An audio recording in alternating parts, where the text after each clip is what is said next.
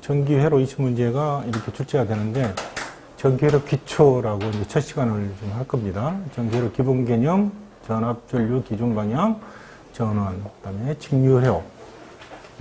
직류를 먼저 합니다. 예, 직류는 전류가 일정하게 흐르죠. 예.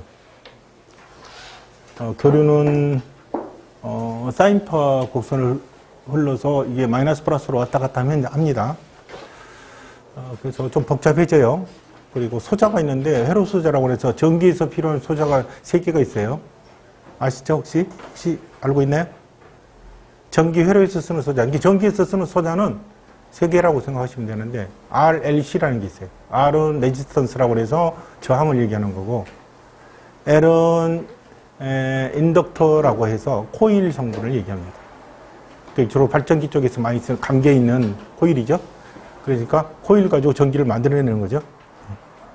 코일, 그 인덕터, 그 다음에 콘덴서라고 하는 카패시터, 용량이라는 뜻이죠. 카패시터가 콘덴서로 구현이 되는데, 이 3가지가 회로의 중요한 소자예요. 그래서 우리가 지금 직류회로를 하는데, 직류회로에서는 L과 C, 그러니까 인덕터와 캐피시터는 사용하지 않고요. 저항만 갖고 얘기를 합니다. 이제 직류에서는 저항만 갖고 다룰 거예요. 소자를. 그래서 단순하죠. 그래서 기본적인 이제 직류회로를 통해서 기본적인 전압 전류에 대한 이해를 하고요.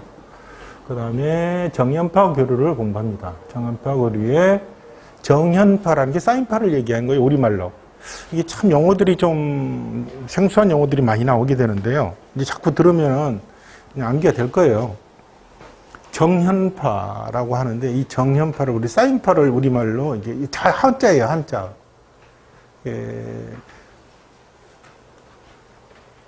한자를 그대로 갖다 쓰는 거예요. 정현파, 사인파, 여현파, 코사인파를 이제 여현파라고 하는데요.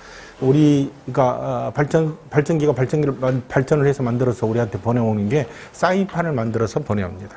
그래서 기본이 사인파예요. 정연파. 그 다음에 주기, 주파수, 평균치, 실효치, 파고율, 파형률, 위상차, 회전 벡터, 정지 벡터 얘기하고요. 외형파하고 찌그러진 파를 얘기합니다. 뭐 어떤 이유에서든지 좀 흔들리는 전기가 올 수 있잖아요.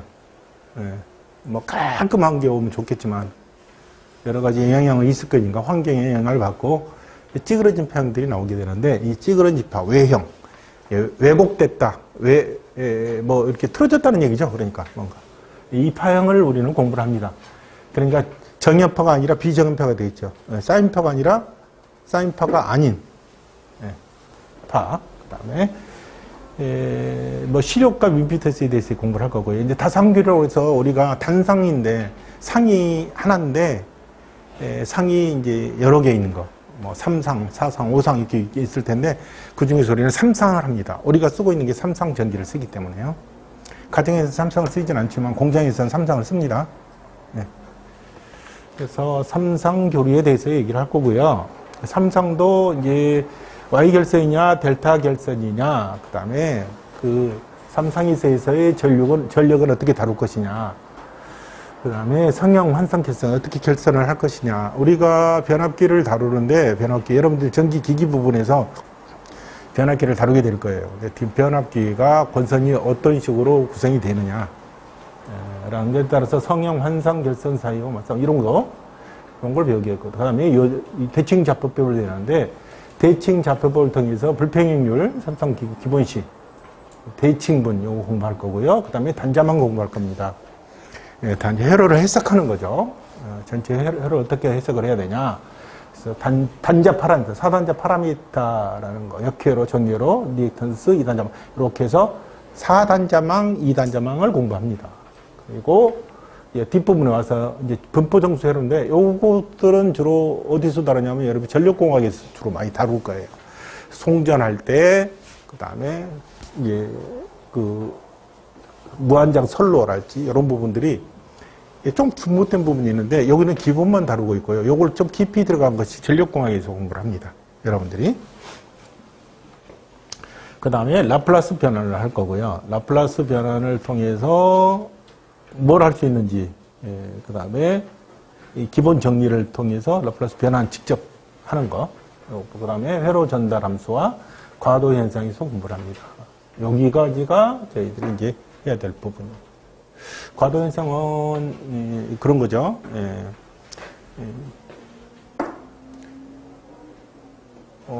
우리가 전열기를 콘센트에 딱 꽂을 때 불이 팍 하고 환하게 켜진 게 아니죠. 서서히 니크롬성이 달궈지죠. 예전에 진공관 TV 보면요. 스위치를 탁 온시키면요. 화면이 팍 나온 게 아니라 쓱 소리가 나면서 천천히 화면이 보여요. 짧은 시간이긴 하지만. 그걸 과도라고 그래요. 정상 상태까지 도달하는 과도기. 그걸 좀 다룰 거예요, 여기서는. 과도 현상에 대해서. 자, 그러면, 일단, 여러분들한테 논하드렸던 요인물 한번 봅시다. 요인물을 볼 때 핵심 요약집하고 같이 보시면 좋아요. 요거는 요놈을 더 요약해 놓은 거죠. 요거는 요놈을 더 요약해 놓은 거예요. 여기 몇 페이지를 보시면 되냐면, 일단 첫 페이지부터 한번 봅시다. 첫 페이지. 기초 전기 수학이라고 나와 있고요. 1장에 기호 및 단위라고 나와 있습니다. 기호 및 단위라고 해서 제가 요거 논하드린 제일 뒤에 있는 요놈하고 요거하고 좀 보세요. 제가 좀 더 디테일하게 정리를 해놨습니다. 그리스 문자가 있고요. 그래서 알파, 베타, 감마, 델타, 입실론, 제타, 람다, 뮤, 뉴, 크사이, 파이, 로, 시그마, 타우, 쭉 얘기들이 나오는데, 요거 다 이해하기 힘들어요. 다 외우지도 않고요. 그때 나올 때 찾아보시면 돼요. 네. 이 기호들로 표기를 하니까요. 그래서 전압이라는 말을 쓰지 않고요. 우리 전압 대신에 V라고 계속 써요. V가 전압이라는 뜻이니까 기호를 씁니다. 전압이라는 기호는 V로 표시돼요. 근데 기호하고 단위하고 틀려요. 기호를 우리는 전류를 I라고 합니다. I. 전류를 I라고 기호로 표시하는데 단위는 암페어예요. 그래서 A라고 씁니다. 제일 뒤에 한번 보셔요. 제일 뒤에 전압은 V라고 쓰는데 단위도 V라고 똑같이 쓰죠. 무슨 얘기냐면 이렇게 써요. 기호가 있고요. 단위가 있습니다. 전압은 기호를 V라고 쓰고요. 단위도 V라고 씁니다.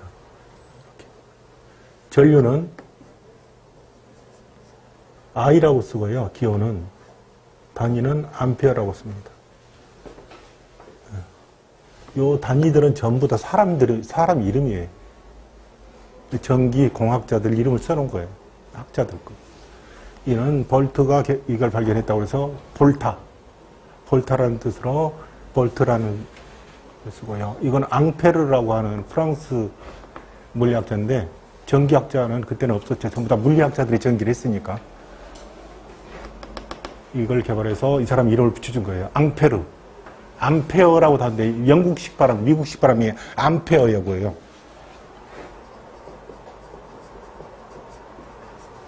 원래 프랑스 지들 말대로 보면 앙페르예요. 앙페르. 앙페르라고도 하고 암페라고 하는데 보통 미국식 발음을 쓰죠. 왜 그러냐면 힘 있는 나라가 표준화시키는 거니까요. 예전에 음악 같은 경우도 전부 다 이태리였잖아요. 크레센도, 디크레센도 다 이태리어예요. 지금 전부 다 영어로 바뀌고 있어요. 음악까지도. 무슨 얘기인지 알겠죠? 힘없는 나라는 어쩔 수가 없어요.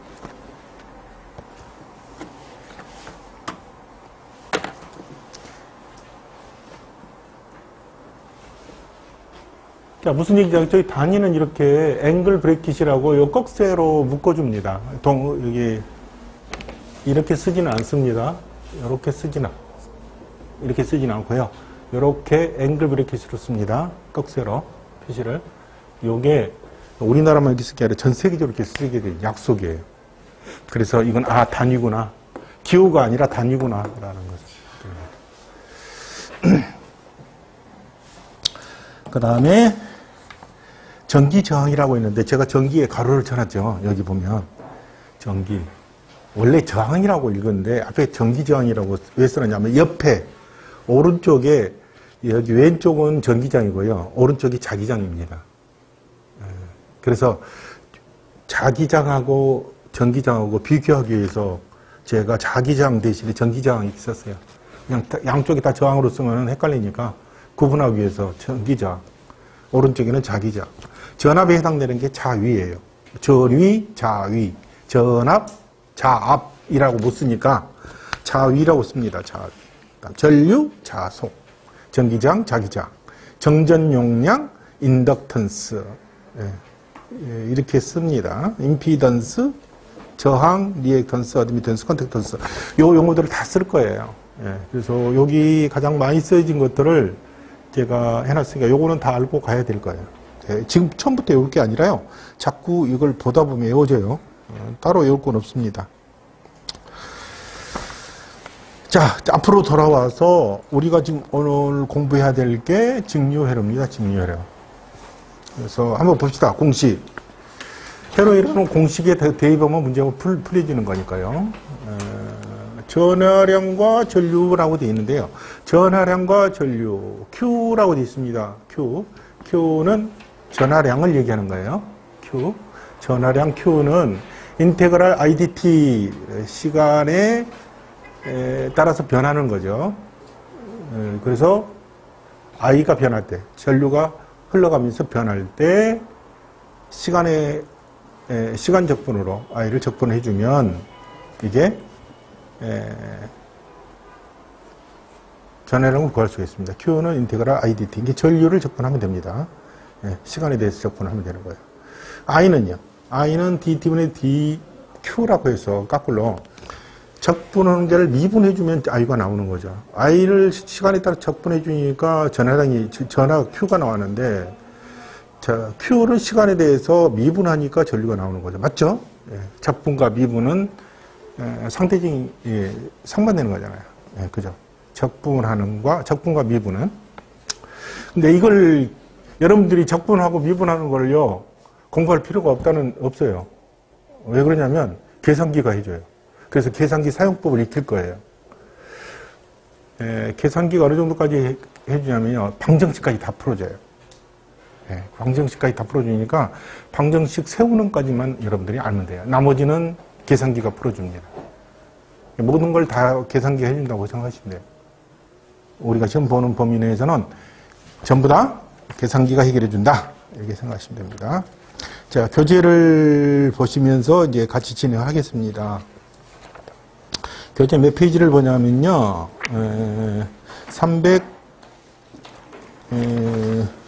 311쪽인가요? 제 거라고 시간이 많 311페이지요. 자, 전류 및 오묘 법칙이라고 나오는 거죠. 나왔는데, 여기 한번 봅시다. 여기 여러분들의 핵심 요약집에 보면, 몇 페이지인가, 68페이지 회로 5장 해서 회로 1호라고 나오죠. 이걸 항상 같이 보시는 거예요. 그래서 여기 직류회로에서 나온 게, 이 책에서는 직류회로에서 나온 게 몇 가지가 있어요? 크게 7가지가 있습니다. 직류회로 오매법칙, 저항접속, 분류법칙, 분압법칙, 전력, 분리기와 배율기,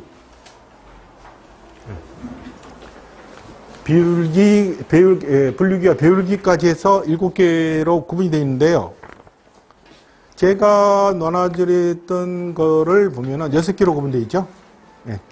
자, 비슷합니다. 비슷해요.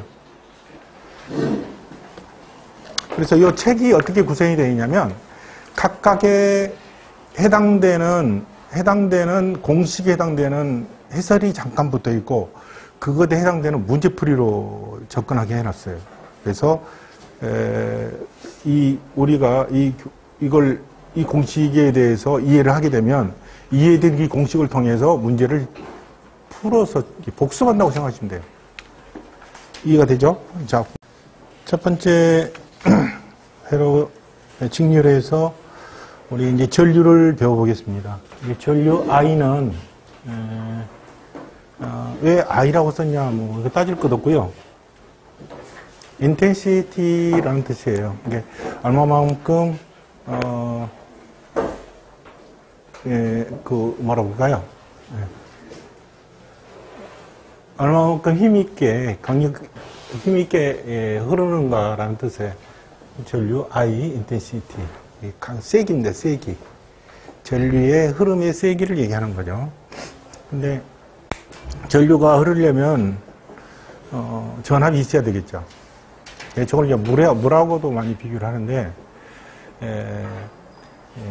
물이 위에서 밑으로 이제 떨어지는데, 그걸 위치 에너지라고 그러잖아요. 우리 물리에서.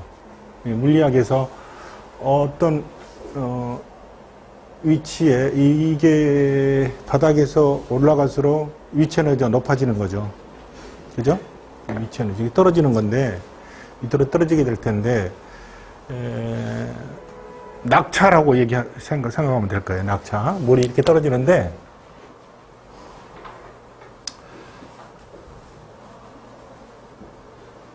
이렇게 그릇이 이렇게 있죠.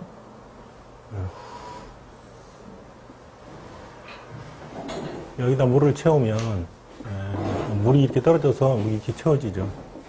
그래서 요거를 우리는 수위라고 그래요. 여기서부터 여기까지를. 그러죠? 요 한결. 수위. 위치 에너지. 물의 위치 에너지. 전기도 마찬가지죠. 그래서 요거를 수위라고 하는데, 여기서 여기까지 뭐가 작용하냐면 압력이 작용하잖아요. 그죠? 중력에 의해서 압력이 작용해서 오늘 그 수위, 수압이라고 합니다. 물의 압력. 물의 압력이, 수위 때문에 압력이 생기는 거죠. 그래서 그 압력 때문에 이제 흐르게 되는 거죠.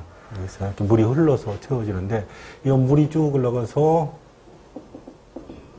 여기까지 물이 채워졌다. 예를 들어서 여기 계속 물이 들어오고 있는데, 지금 흘러서 들어오고 있는데, 여기까지 채워졌다 그러면 물이 흐를까요? 안 흐르죠. 이제 안 흐르죠. 여기까지 다 채워졌으니까. 높이가 같아졌으니까.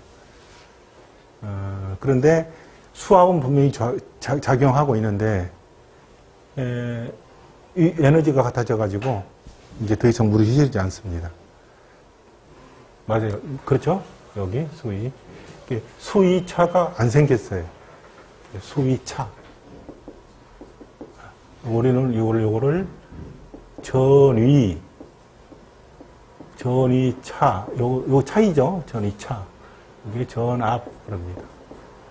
이해가 되죠? 물하고 비교를 하니까.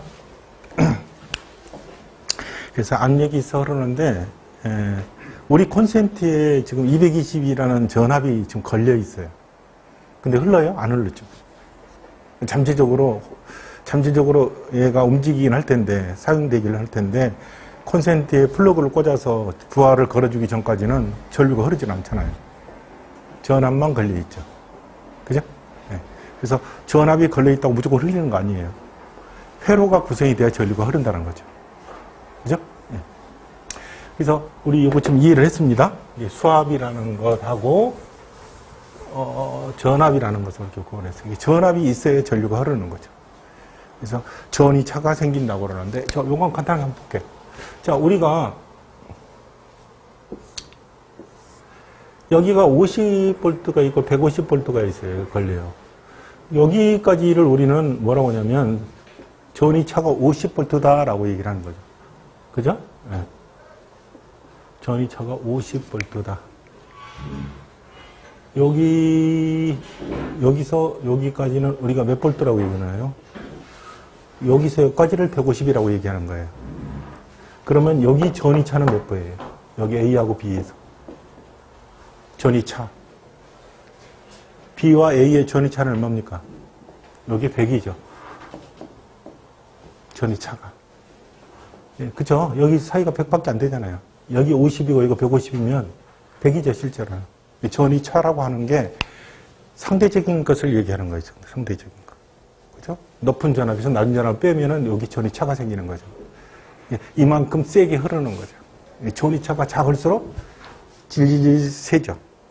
그래서 우리가 발전소에서 전압을 전기를 공급할 때 전기를 왜 공급해요? 전압을 보내기 위해서? 아니죠. 전류를 보내기 위한 거죠, 목적이. 우리가 쓰는 건 전류니까요. 우리 전압하고 상관없습니다.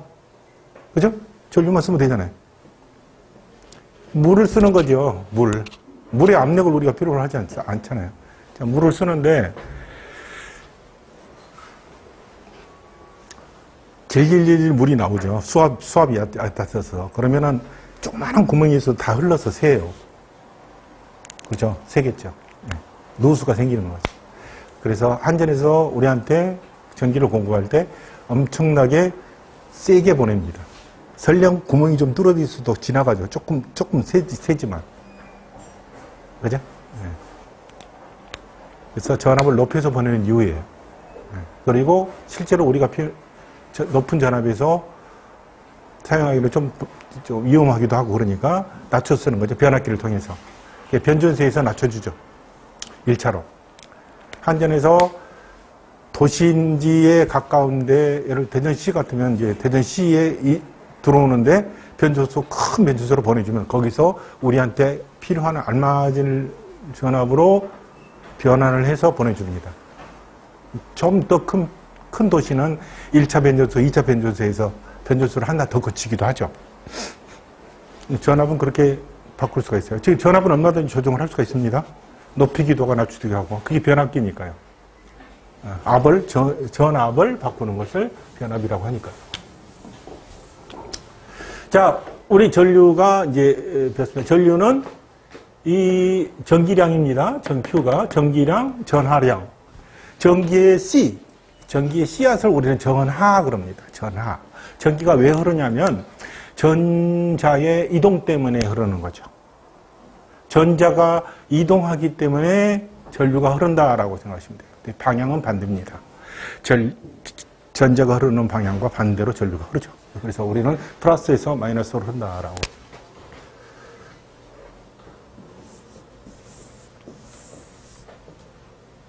이게 원자 핵이 있어요. 근데 여기가 중성자로 플러스도 있고 중성자도 있고 그래. 중성자는 원래 이게 원자인데 원자는 요 안에 이제 분자가 있죠. 그죠? 이렇게 분자가 있고 꼭 우리 그 우주처럼 태양을 중심으로 돌고는 위성처럼 이렇게 돌고 있어요. 전자들이. 근데 전자는 마이너스를 띠고 있습니다. 마이너스를. 근데 이게 전기를 갖고 있는 거예요. 네.